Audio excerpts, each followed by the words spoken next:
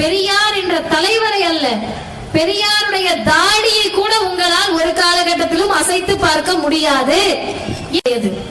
பெரியார் எவ்வளவு பெரிய பணக்காரர்னு கேட்டா, அடுத்தவர்கள் பணத்தில் உண்டு கொழுக்கக்கூடிய திரள் நிதியை திருடி திங்கக்கூடிய கூட்டம் தெரிந்து கொள்ள வேண்டும். 1920ல 900 ரூபாய் வருமான வரி கட்டின குடும்பம் தந்தை பெரியாருடைய குடும்பம். அவ்வளவு பெரிய பணம். காந்தி சொல்றாரு, புதிதாக கேட்கக்கூடியவர்கள் அந்த சுவாரஸ்யமான செய்தியை கேளுங்க.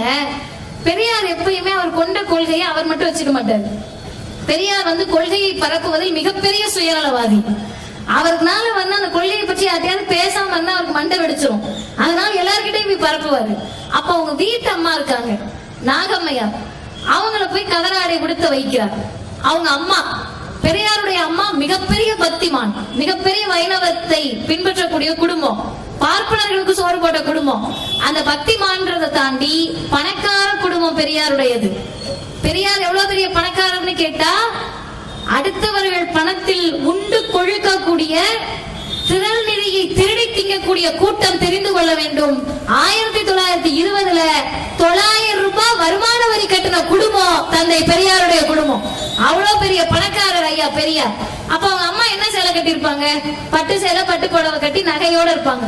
அவங்க கிட்ட கொண்டு போய் கதர் கொடுத்தா அந்த அம்மா கட்டுவாங்களா? கட்ட மாட்டாங்க. என்னப்பா துணி இதுன்னு கேட்பாங்கன்ட்டு ஐயா சொல்றாரு, அம்மா இந்த துணி யார் தெரியுமா கொடுத்தாங்கன்னு முன்னாடி ஸ்ரீலாம் சேர்ந்து காந்தியடி சுவாமிகள் கொடுத்ததுமா, இதை கட்டினா குடும்பத்துக்கு நல்லது நடக்கும், கட்டுங்கன்றாரு. அவங்க அம்மாவுக்கு கடவுள் நம்பிக்கை அதிகம், சாமியாரும் சொல்லியிருக்காங்கன்னு சொல்லி அந்த அம்மா வாங்கி கதர் கட்டிடுறாங்க. கொள்கையில் கொண்ட உறுதியை நினைச்சு பாருங்க. தன் வீட்டில் கதராடையை உடுத்த வைத்தது மட்டுமல்ல, மிகப்பெரிய வணிக குடும்பம், அவ்வளவு பணக்காரர் பெரியார். கதராடையை உடுத்தி கொண்டு ஏதோ தெருவில் நடப்பவரை போல முதுகுல அந்த கதர் மூட்டையை தூக்கிக்கிட்டு வீதி வீதியாக சென்று கதர் பிரச்சாரம் செய்தார்.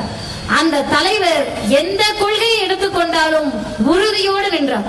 அந்த உறுதிதான் இன்றைக்கு வரை பெரியார் என்ற தலைவரை அல்ல, பெரியாருடைய தாடியை கூட உங்களால் ஒரு காலகட்டத்திலும் அசைத்து பார்க்க முடியாது.